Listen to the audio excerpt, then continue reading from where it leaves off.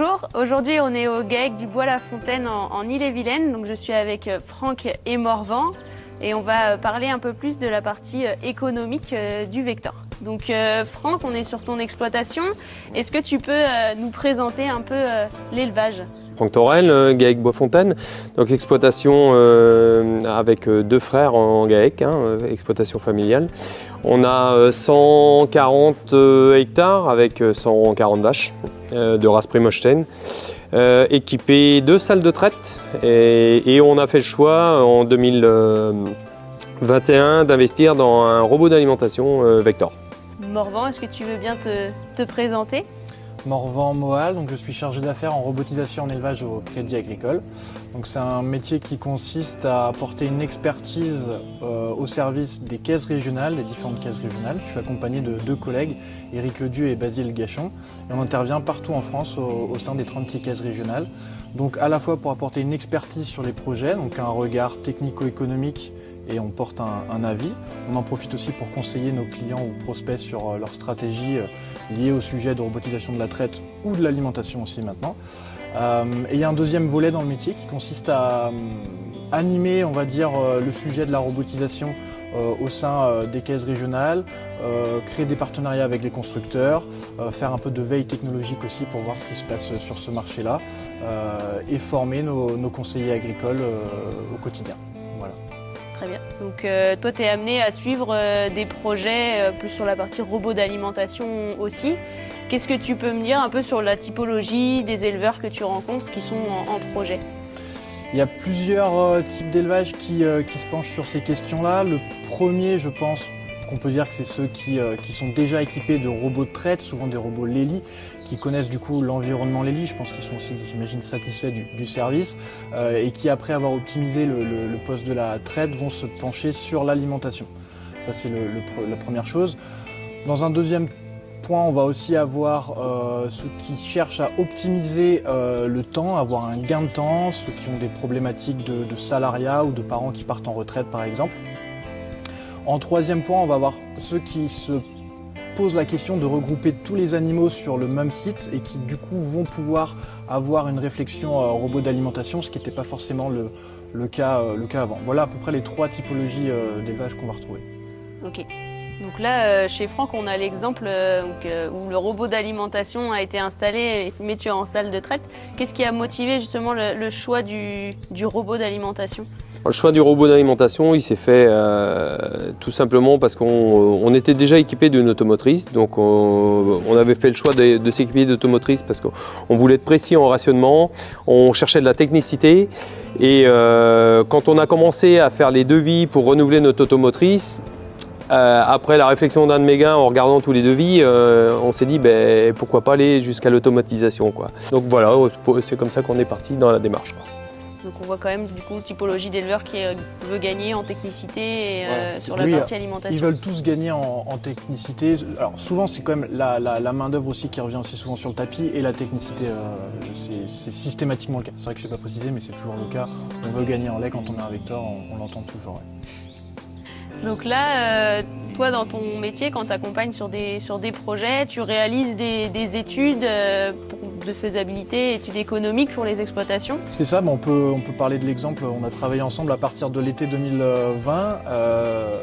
Donc en fait, l'idée c'est que ça se passe on va dire en 3 temps. Il y a un premier rendez-vous de découverte. Moi j'ai besoin de savoir à qui j'ai affaire, de connaître l'élevage, ses problématiques, ses points forts, ses projets autres que la robotisation aussi sur un horizon on va dire moyen terme. Et souvent on travaille sur des exploitations qui sont spécialisées lait comme ceci en prévisionnel de prix d'équilibre. À savoir combien ça va coûter à l'exploitation de produire 1000 litres de lait une fois qu'elle aura robotisé son système, en y intégrant également des choses comme la maintenance, les économies de GNR, des gains en lait potentiels, et puis tous les autres petits projets qu'il pourrait y avoir sur l'exploitation, renouvellement de matériel. On avait rénové un silo ici aussi, bref, il y a toujours plein de choses à faire. Ensuite, moi j'analyse le dossier en lien aussi avec les partenaires de l'exploitation si besoin, les comptables, le conseiller agricole du secteur également. Et enfin, on fait un rendez-vous de restitution dans lequel on vient amener notre étude, notre vision. Ça reste un rendez-vous d'échange. On n'est pas là pour faire la messe entre guillemets, ça reste un rendez-vous où on partage les infos ensemble. Et à l'issue de ça, moi j'émets un avis sur la faisabilité technique, économique et sociétale, humaine également du projet. Il y a souvent des enjeux humains quand on passe en robotisation, traite ou alimentation, et on y est sensible aussi. Et après, je remets ce travail-là à la caisse régionale concernée pour qu'elle aille chercher, avec mon travail, un avis et un accord de financement à terme. Voilà, donc c'est exactement ce qu'on a mené au GAEC ici. Ouais. D'accord. Donc il y a différents critères qui ont été pris en compte pour la faisabilité du projet. Et du coup, sur ces différents éléments, est-ce qu'il y a peut-être moyen de s'arrêter plus précisément par rapport aux gains justement énergétiques ou ce genre de critères avant, après, parce que j'imagine qu'il y a des comparaisons qui ont été faites après. On se base en 2019 et en 2020 au Crédit Agricole, on a travaillé avec l'École supérieure d'agriculture d'Angers, avec l'ESA pour travailler sur la viabilité, la rentabilité des robots d'alimentation au sens large et avec un focus sur le vecteur puisque c'est le robot qu'on retrouve, le robot d'alimentation le plus vendu aujourd'hui. Et donc nous on a beaucoup de demandes en ce sens au Crédit Agricole. Et donc on a cherché à savoir auprès de 50 élevages déjà équipés depuis au moins 2 années de comptabilité pleine pour pouvoir avoir du recul. Donc en gros c'était des robots qui avaient au moins 3 ans, 4, 5, 6 ans parfois. 50 élevages partout en France spécialisés en lait pour voir un peu ce qui s'était passé avant projet, après projet. Ça nous a permis de mettre différents points en exergue et on se sert des résultats de cette étude-là aujourd'hui pour les intégrer dans nos études de faisabilité.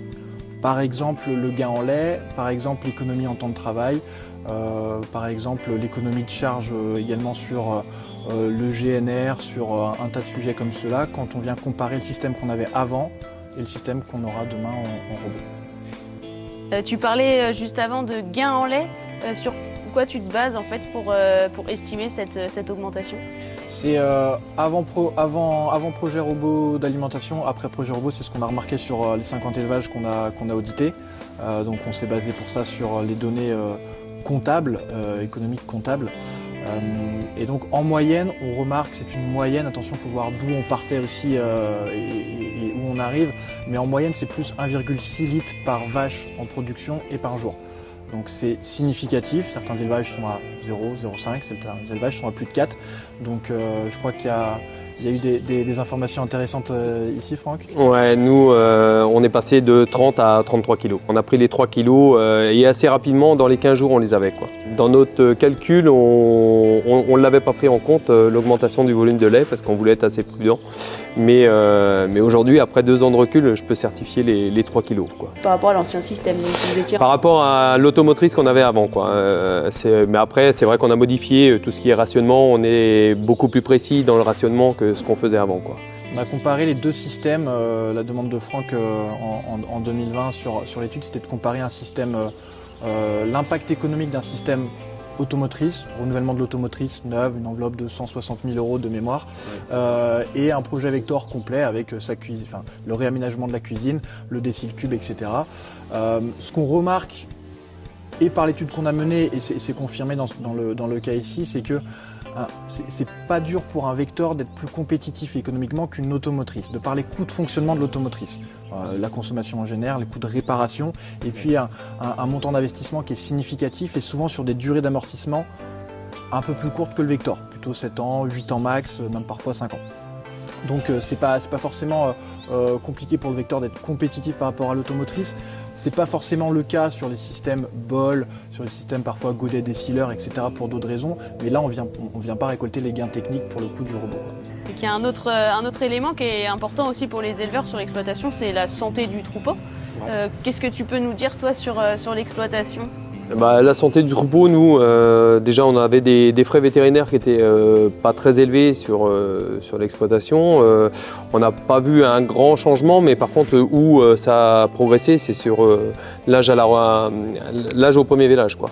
Là-dessus, on a gagné un mois et demi par rapport au système qu'on avait avant, quoi. Là, ça c'est assez flagrant, quoi. Mais en frais vétérinaires, il n'y a pas de choses significatives. Sachant qu'on est très vigilant sur les produits qu'on apporte à manger à nos animaux, donc là-dessus on ne voit pas forcément un changement. Et puis il y a tellement de paramètres qui peuvent intégrer ça, quoi. au niveau reproduction Reproduction, oui, si, quand même.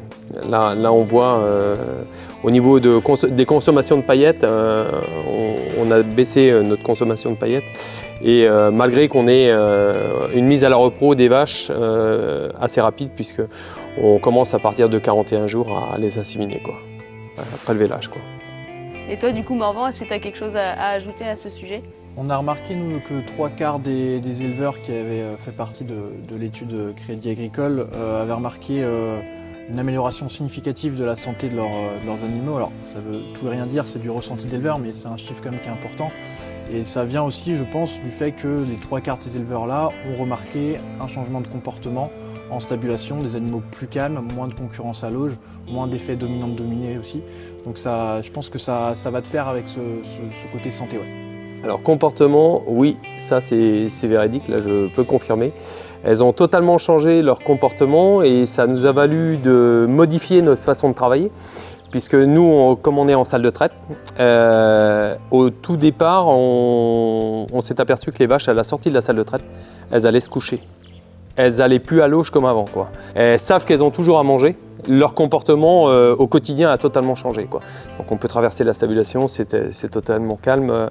Elles ont plus le rituel, sitôt dans la traite, aller se lancer à l'auge. Au quotidien, c'est très net. Ouais. Du coup, moins cette compétition entre... Il y a moins cette compétition et où on s'aperçoit le plus, c'est à l'été où on voit qu'il y a une très grosse consommation de fourrage la nuit. Parce qu'il y a c'est beaucoup plus calme, ça va beaucoup plus à l'auge, elles sont moins dérangées et c'est là que ça consomme le plus, quoi. L'un des avantages du Vector, c'est que ça fait gagner du temps aussi de travail. Qu'est-ce que vous pouvez me dire tous les deux par rapport à ça? On a remarqué, alors c'est à dire d'éleveurs, sur la 50aine d'élevages qu'on a sondés, que on gagne environ 4 à 5 heures au Vector pour 100 animaux par semaine par rapport au système qu'on avait avant. Donc parfois c'est de l'automotrice, parfois c'est de la décileuse, du godet, bref. C'est 4 à 5 heures par semaine pour 100 animaux. Dans le cas du GAEC Boisfontaine, ici, c'était une estimation de gain de temps. Alors après, est-ce que c'est vraiment du gain de temps? Est-ce que c'est de la souplesse de travail? C'est à voir, mais de l'ordre de 1000 jusqu'à 1200 heures par an. Voilà, ça ne fait pas l'objet pour autant d'une charge de structure en moins, il n'y avait pas de salariés en moins, etc. Mais on va dire que c'est du confort et de la souplesse à minima et peut-être des journées parfois un peu moins longues. Oui, souplesse, oui, forcément un petit peu. Mais c'est plus en termes d'organisation de travail que ça change les choses. Parce que quand on a des chantiers, notamment comme là, les semis de maïs, s'il suffit d'avoir anticipé, d'avoir chargé sa cuisine comme il faut, et là, dès 8 h le matin, sitôt la traite, on peut partir dans les champs. On n'a plus rien qui va nous bloquer, à part une alarme, mais c'est tout, quoi. Et puis ça nous prend, on va dire 2 fois un quart d'heure, 20 minutes pour rasserrer ce qu'il y a dans la cuisine. Mais sinon, ça laisse une certaine souplesse en temps de travail, quoi. Tu remplis combien de fois par semaine?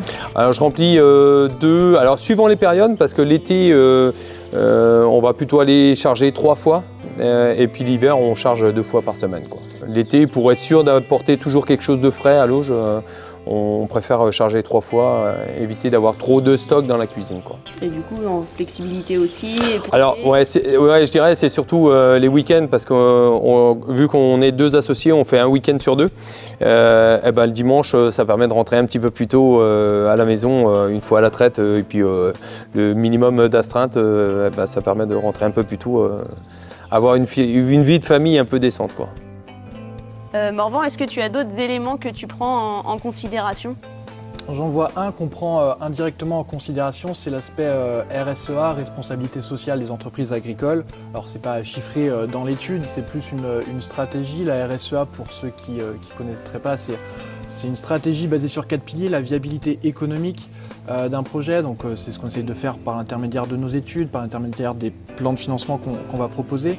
Il y a l'aspect viabilité, on va dire, respect écologique, environnement, et là c'est très important. On vise à décarboner l'industrie et l'agriculture en Europe d'ici 2050, avec un premier palier d'ici 2030. Et donc ce genre de robot électrique permet de le faire. On peut parler autoconsommation photovoltaïque avec ce genre de robot, ce qu'on ne peut pas faire avec les systèmes thermiques. Donc là ça a du sens. On peut aussi redonner de l'autonomie aux élevages par rapport à ça, puisqu'on parle d'autonomie protéines, on parle d'autonomie fourragère, on parle parfois d'autonomie vis-à-vis du matériel également. Là on peut le faire vis-à-vis de l'énergie en partie. Et après dans le côté RSEA, il y a deux autres piliers. Il y en a un, c'est l'aspect vivable et transmissible, on va dire l'aspect humain des projets qu'on va financer.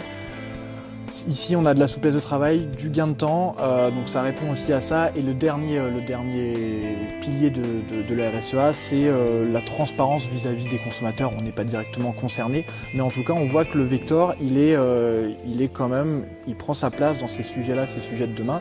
Et on est persuadé que les exploitations qui vont avoir cette stratégie RSEA le plus tôt possible seront aussi les plus durables demain.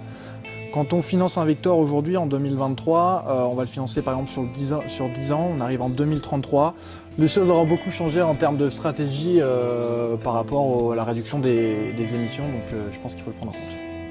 Merci Morvan. Du coup, pour conclure, Franck, est-ce que tu peux nous dire un peu les éléments que ça t'a apporté de faire cette étude et de prendre le temps peut-être de poser les chiffres?